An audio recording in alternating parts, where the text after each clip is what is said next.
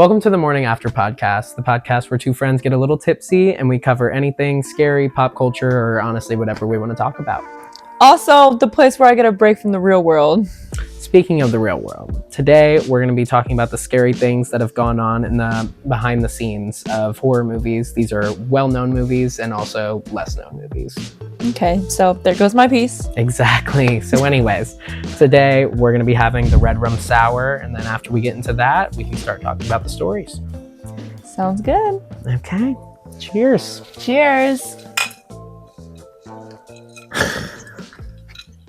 Okay, so as mentioned, we have the red rum sour today. So we're going to start with our dark rum. We got 2 ounces of dark rum. So really 4 ounces. 4 ounces. You're doing so great, sweetie. Wait, how much? Oh, it didn't. Oh. Okay. And then we need the lemon. 2 squeezed lemons. Squeeze that. Delectable. It's a lot of lemon. It's gonna be good. We need 3/4 ounce simple syrup. So really like 1.5. And then 1/2 ounce grenadine. And then some ice, and now we're gonna shake her up. Oh. It's not on there, I forgot. Okay, but we also need our sour mix, and I don't know how much goes in it. So okay. We'll just do. Why is it moving? I'm scared right now. We're just gonna do what? Should we do 3 ounces? 4 ounces? Fuck it, let's do it. Okay, that should be enough. And we shake her all up. It's still moving. It's still moving. And then we're gonna pour her out. Oh, she looks so good. Wait, this color is fire. Delicious. She's really red, and that was like the perfect amount. Yeah. It's a little too much. That was actually perfect. Though. Okay, but yeah. All right. Okay, we did that. Taste tester. Okay. Cheers. Oh, it's so full.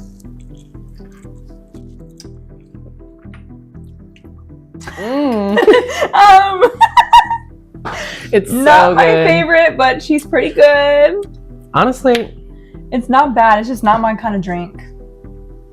I don't like rum, and it is very rum heavy.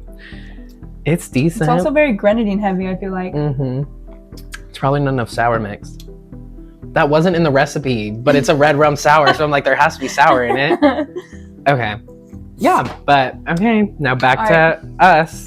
Okay, so to start off, the first story I have for us is a more known one. It's the background of like kind of what went on the set of The Exorcist during filming and things like that. Yeah, I've heard conspiracy theories about it and my own things that I've heard about it, and it's kind of freaked me out like going into watching other movies. I don't know if you're gonna talk about it, but I'm gonna let you talk, and then we're gonna return to this idea I have in my head. Okay, so to start, The Exorcist was released in 1973, directed by William Friedkin. The Exorcist wasn't just a movie, it was a cultural earthquake. People fainted, vomited, and ran out of the theater screaming. And behind the scenes, apparently it was even worse. So this movie was based on a real 1949 case of a demonic possession, and the film follows a young girl named Reagan and the priest who tries to save her soul. But according to the cast and crew, something darker might have been following them onto set. That's terrifying to think about. Yeah.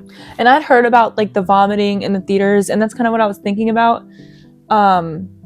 Which like makes no sense to me, because honestly, well, it does make sense to me, because that movie, the image of her that would pop up in scary movies or scary videos like on YouTube and stuff, horrified me.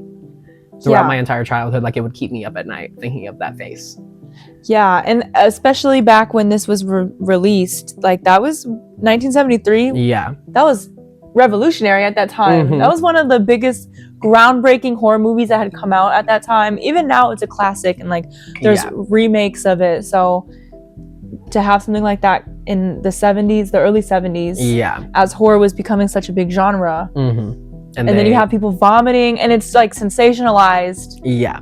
It's just kind of freaky to think about. No, yeah. I still I am a huge horror movie fan, but I still haven't watched it because I'm like, Really? I was traumatized by it as a child, just the image of her. Yeah, So that I makes haven't sense. seen it. So almost immediately after filming began, strange accidents started to occur. Fires, deaths, and injuries. Fredkin even brought in a priest to bless the set after people started saying it was possessed. No, see, Mm-hmm. that's like, that's crazy. Yeah. So midway through filming, the entire set of the McNeil house had burned down, except for one room, and that was Reagan's room, which was the possessed girl in the movie and the real life person. So it's the only room that survived the fire? Yeah.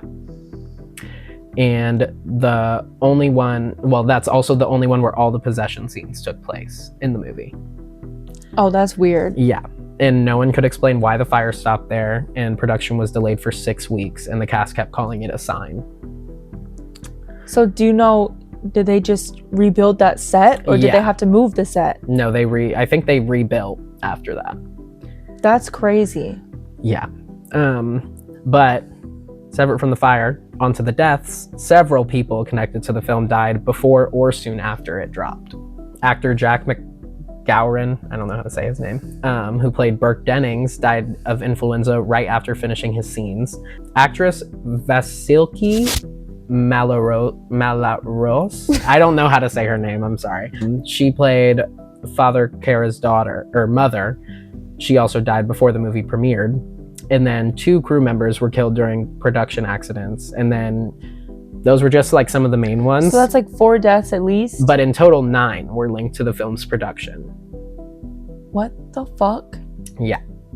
So there were also a lot of on-set injuries. Ellen Burstyn, who played the mother, and then Linda Blair, who played Reagan, the possessed girl, were both injured during stunt scenes. Burstyn had a spinal injury because they attached her to a rope. And like for a scene where she was like thrown across the room, they actually like yanked her across the room, and she like, from being yanked plus how she hit the wall, she hit her head on the wall and it damaged her spine, and that was the scene that was used in the movie. And so like her like scream and like cry is like real.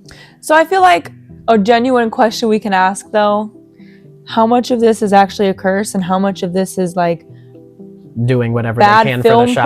Practices from the 70s. I wasn't alive during the 70s. This even was released before my own mother was born. Our mothers were born. No. So we obviously don't know what life was like back then, but that is true. or film.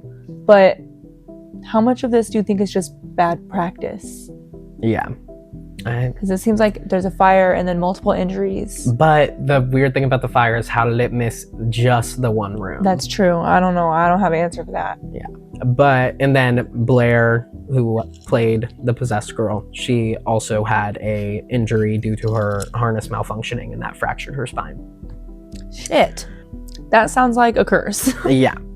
And then, so for the audience, during early screenings, people fainted, had panic attacks, and ran out screaming. One man reportedly passed out and broke his jaw when he fell and sued Warner Bros. For trauma. At one premiere in Rome, lightning struck a 400-year-old church across the street from the theater.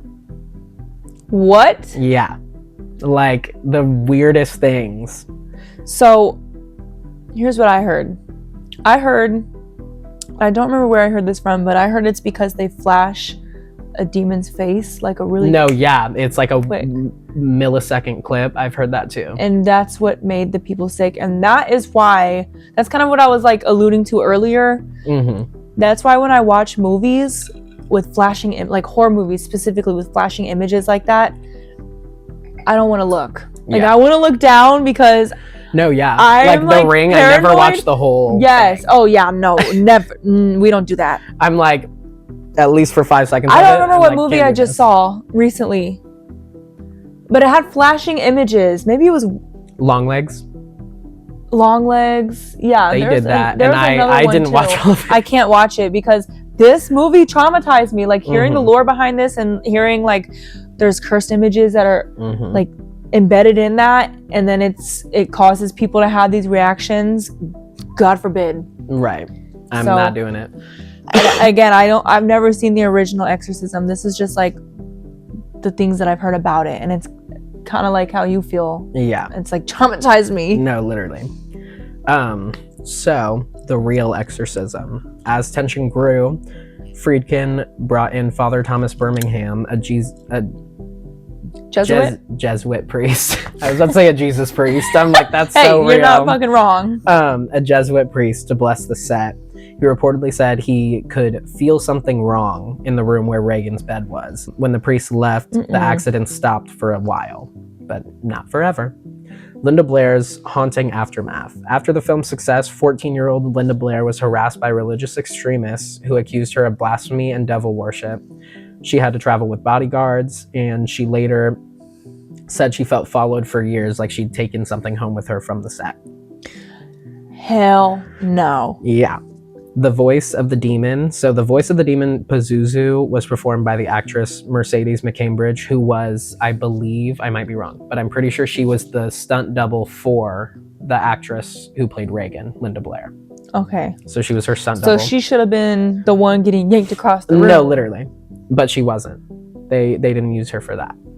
Interesting. Maybe that's why there was an injury.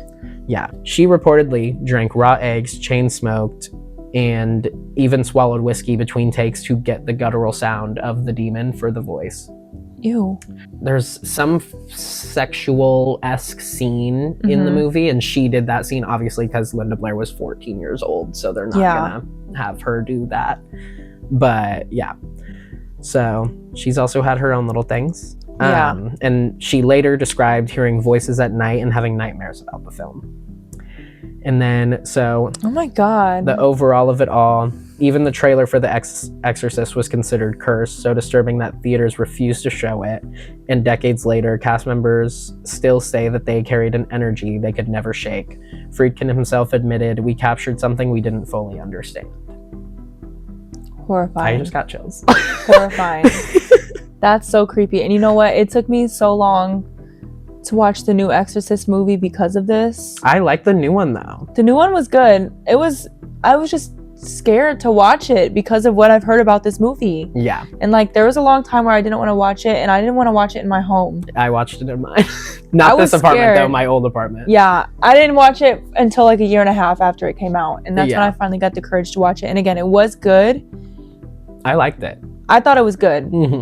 But I don't know. I'm just terrified sometimes of entering something into my home. Yeah, allowing something in, opening the door for that. And I feel like based off what I knew about this movie, that would do it. Yeah.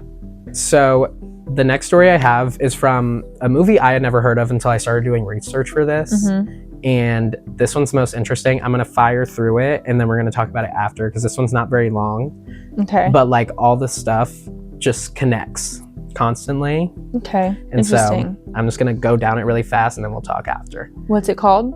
So this movie's called Atuk. Atuk? I've never heard of that. And I hadn't either. It's based on a book called The Incomparable Atuk. Okay. Made in 1963. It's a satire about a native Inuit man from Alaska who moves to New York City and collides with urban greed, celebrities, and excess. Okay. On paper, it's harmless, funny. Sounds like an interesting concept. It doesn't sound harmless. It's probably problematic for today's standards, I would assume, just from hearing 60s. That it's a satire about a Native American man. Yeah. But yeah. So, but in Hollywood, this became a death sentence. So, we have 5 victims in this story. The first actor to show interest in Atuk was John Belushi, fresh off Animal House and Saturday Night Live. He reportedly loved the script and said it was perfect for him. A few weeks later, he was found dead in his hotel room at 33. Great. Heart failure from an overdose. The script was sitting on his coffee table. Victim 2, Sam Kinison. Years later, comedian Sam Kinison signed on to play Atuk. He began filming but quit after creative arguments with the studio. Before production could restart, Kinison died in a car crash at age 38. Oh my God. Victim 3, John Candy. When the script resurfaced, John Candy got it. He read it, he loved it, then died suddenly of a heart attack in his sleep at 43. Oh. The copy of Atuk was reportedly found among his personal papers. Victim 4, Chris Farley. A few years later, the script made its rounds again. Chris Farley, who idolized Belushi, was offered the lead. He joked to his friends that he would finish what Belushi started. Before he could accept, he too was found dead, the same age and the same cause. And like Belushi, the Atuk script was said to be right next to his bedside. It's definitely a sign of something. Victim 5, Phil Hartman, who they considered the collateral damage. Farley had reportedly wanted Phil Hartman to play a supporting role. Weeks after Farley's death, Hartman was murdered by his wife. What? Yeah. So, the Hollywood gossip about this was that after that, nobody wanted to touch Atuk. It became known as the cursed comedy. The script was locked away, whispered about in backlots and talent agencies, a screenplay that never saw a single premiere but left a trail of bodies behind it. Some say it's coincidence, a string of comedians with bad habits and bad luck. Others say the curse comes from how the story mocks indigenous culture, that it carries the weight of disrespect and tragedy. But to this day, no studio dares to produce it. It's still out there, passed around like a ghost from agent to agent, waiting for the next brave fool to read it. Wow. That one I had never heard of, and that was crazy to me because I was like, these deaths are stacking. Yeah, and it's always strange that the script is right there. Yeah. At least it sounds like they're halfway through working with the script and something happens. For 3 out of 5, the script is found right with them or right next to them. Yeah. And it's keep that I think it definitely comes down to the mockery of indigenous people. No, yeah. And their experience. You're invoking something and you asked for it. Yeah, just the displacement that happens, and then I think that's definitely what it comes down to. No, yeah. That one was crazy to me when I found out about it because I had never heard that before. Yeah, that's insane. That especially, do you know any details on the wife murder? How did she kill him? I didn't really look into any of them because I was doing a lot of research on all these movies. Yeah. But yeah, when I read that, I was like, that was one so random. Yeah, not expecting that. Yeah, that one was out of the blue because all of them were similar, car crash, heart failure, overdose. They were all similar. Tragedy. Not caused by a person. Right. Yeah, I was like, oh, poor guy. That's crazy. Yeah. And I've never heard of this movie, so I'm gonna have to look into it, I guess. I haven't either. Well, it was never made, so look into the book. That's true. That's true. Okay, so the next 2 movies that I'm going to talk about are both Stanley Kubrick movies. And there's a lot of stuff about Stanley Kubrick, and I had to hold my tongue so hard to not tell you about him because I think the lore behind Stanley Kubrick, especially when it comes to Eyes Wide Shut, is crazy. Yeah. But first we're going to get into The Shining. Okay. Red rum. That works out. Yeah. So, directed by Stanley Kubrick in 1980 based on the Stephen King novel, The Shining was meant to be a psychological horror, but behind the camera, it became something much darker. Jack Nicholson plays Jack Torrance, a frustrated writer who takes a job as a caretaker of the isolated Overlook Hotel for the winter. His wife and son join him, the snow falls, the isolation builds, and something evil starts whispering through the walls. But it wasn't just Jack who went mad. The production itself seemed possessed. Kubrick was a genius and a sadist for realism. He made Shelley Duvall perform 127 takes of one scene until her hair literally began to fall out from stress. Oh my God. He isolated her from the crew, forbade anyone from comforting her, and reportedly shouted insults to get her into character. She later called it a living nightmare. And you can see the breakdown on screen. Those tears and tremors are real. Have you seen that scene where I think he said, I want to say it's Here's Johnny, even though his name is Jack. I also haven't watched The Shining. I haven't either. I'm not good at watching classics, okay? I'm sorry. Yeah, that scene, she's actually freaking out when he's busting down the door to the bathroom. Have you seen that clip before? Okay. That's so horrible. Yeah. The set constantly malfunctioned. Lights blew out, film reels went missing, camera lenses cracked mid-scene. Kubrick blamed faulty wiring. The crew called it the hotel's revenge. Rumors. Yeah.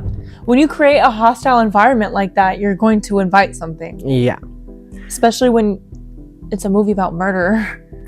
Well, it's a movie about I don't know. It's about ghosts, kind of. I don't know. I haven't seen it. Okay. Don't ask me questions. I think it's about ghosts. Yeah, there's a demon. There's something there. But rumors spread that the Overlook Hotel set was built on a Native American burial ground, mirroring the line from the movie, and Kubrick never denied it. So, I feel like that's the most overplayed trope I know, ever. that's so, like, this is on an Indian burial ground. Yeah, but hey, you never know. I guess, yeah.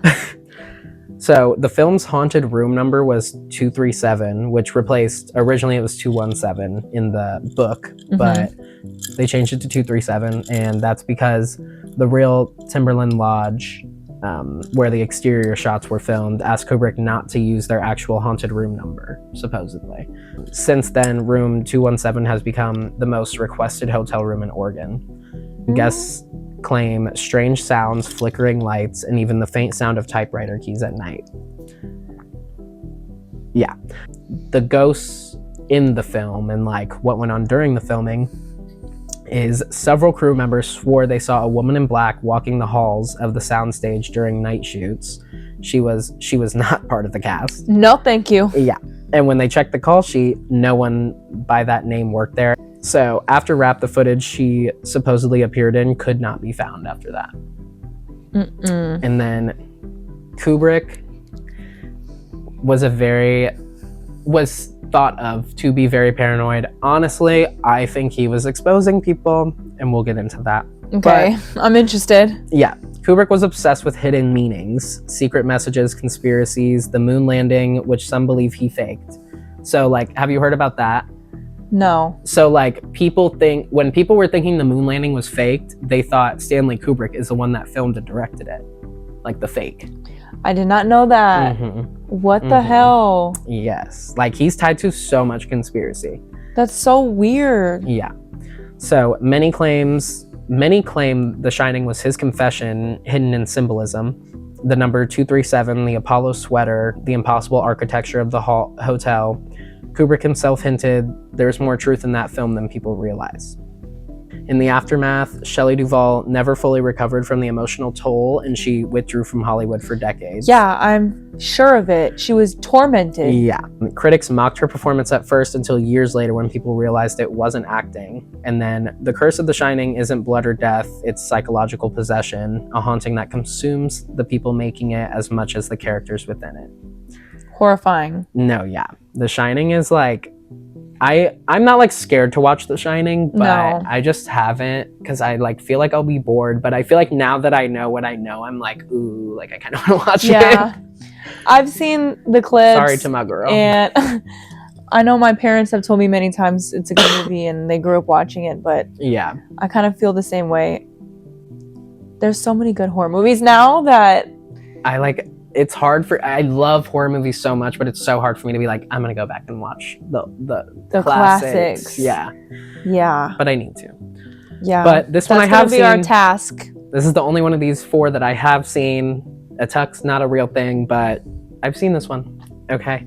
This is Eyes Wide Shut. Also Never by seen Stanley it. Kubrick. When I watch the classics, I love horror movies. This isn't even a horror movie. This is like kind of like a psychological thriller. Okay. But I watched this movie at my friend's house, and when I was going to leave, I was like scared to leave her apartment alone. And I don't know why, because it wasn't even a scary movie. Is it like, what kind of thrill? So what's the premise? The premise is kind of like, I'll get into it. Okay.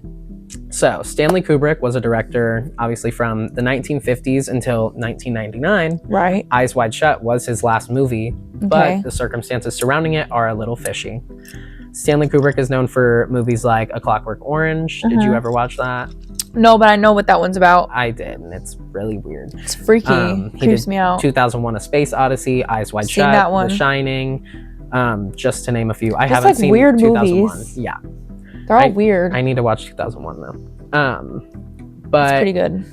Eyes Wide Shut has a very eerie feeling in the film and in the circumstances surrounding it as well. Yeah. So this was released in 1999, and it starred a couple who were a real couple at the time, which was Tom Cruise and Nicole Kidman, which I did not know they were a real couple at this time.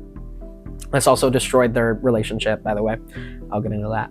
Okay. So they're playing a wealthy New York pair whose marriage unravels after one night of temptation leads Tom's character into a world of masked strangers and forbidden rituals. It's hypnotic, confusing, and way too long, but you can't look away, which is so true. Like, when I was watching it, I was like so locked in.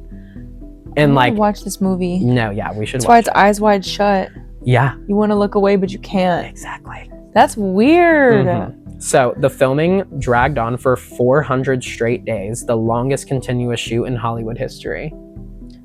Bro, this man Stanley Kubrick I needs know. therapy. So Kubrick kept the actors, well, he's dead.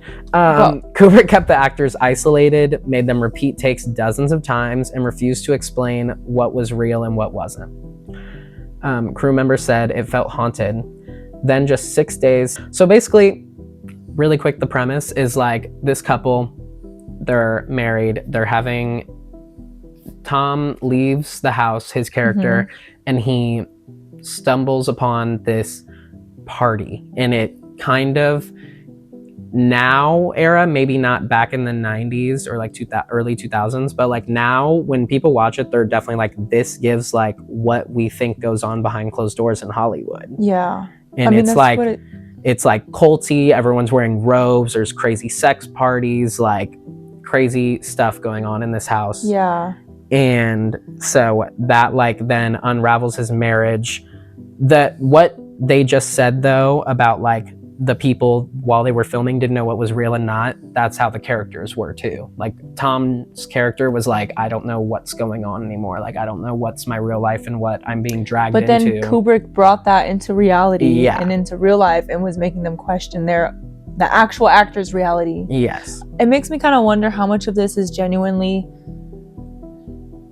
like some type of curse or something, and how much of this is just the toxic environment that Kubrick was creating on the set. Yeah. With, like, it seems like he's toxic. No, he is. Like, I mean, he definitely is, but it seems like that's kind of what all this psychological trauma and like the way that Shelley Duvall had to step away from Hollywood for all these years, and like Nicole, like their relationship was ruined. It seems like this is coming from the environment that Kubrick is creating. Yeah, absolutely. It's conducive to all this chaos. Yeah. What the hell? No, for real. Crew members said it felt haunted. Then just 6 days after showing the studio his final cut, Stanley Kubrick died suddenly of a heart attack. No warnings, no illness. Just died of a heart attack. That's so weird. He was 70 years old, but he had just told his family that Eyes Wide Shut was the best film he's ever made. And then that's when the rumors started. Some claim that Kubrick's death wasn't natural at all, that the film's scene of elite rituals and secret societies were too close to real life, that he'd shown too much, and that certain people didn't want him to release it.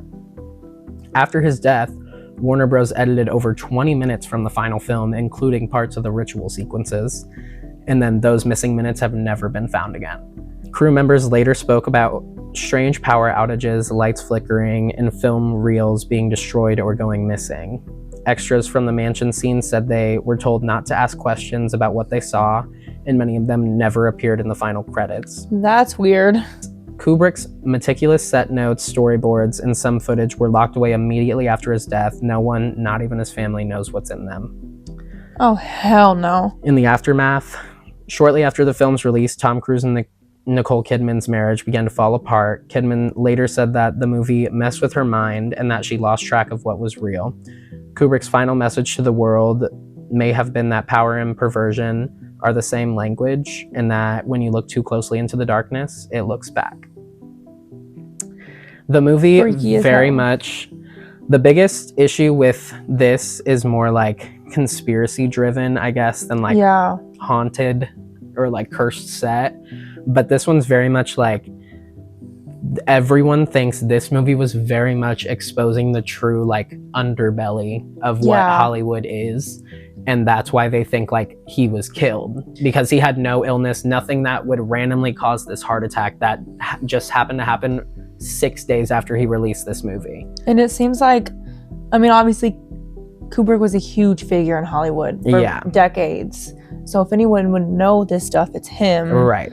because he's been there since the dawn. Yeah, like literally, he took it upon himself to kind of show this and like shine a light onto what this lifestyle, or however you want to call it, what it's like. Exactly. So it would kind of make sense that it would piss some people off who were not ready for that and did not want to expose that side of them. And even now, we keep seeing that happen with other figures who I won't name, but they either get exposed themselves or they expose others, and then something happens to them. Yeah. And it's just like this weird question. Mm-hmm. Definitely weird. No, yeah. I think this movie kind of intrigued me the most out of all of them, just because like it's more rooted in like something that's in front of us. Like it's real. That's why it's almost like tangible. Like we see this all the time. I wanted to save Eyes Wide Shut for last because that is the one that like intrigues me the most. Yeah. Because it's like, I don't know. It's also like having seen the movie. Like we should watch the movie once we're done with this. Yeah, I'm interested because I've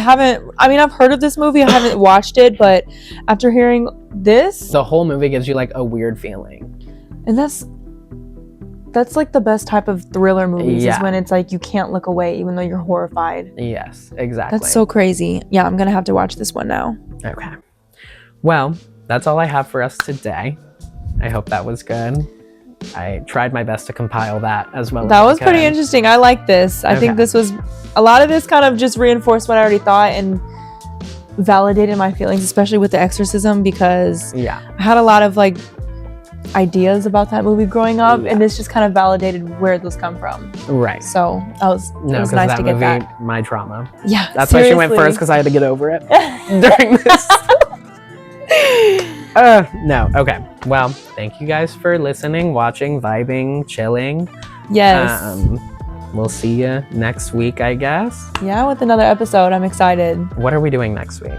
Next week we are looking into Mary Shelley and Frankenstein. Yes. And I love Frankenstein, so I'm so excited to do that one. No, yeah. That's going to be a her-driven, a her-led episode. Yes. I did watch the movie. I do want to reread it before we do this episode, but I have 7 days, so that probably won't happen. It's okay. I'll get you all caught up. Don't worry. Yeah, we'll figure it out. All right, but thanks for watching. Thank you. Bye. Ooh.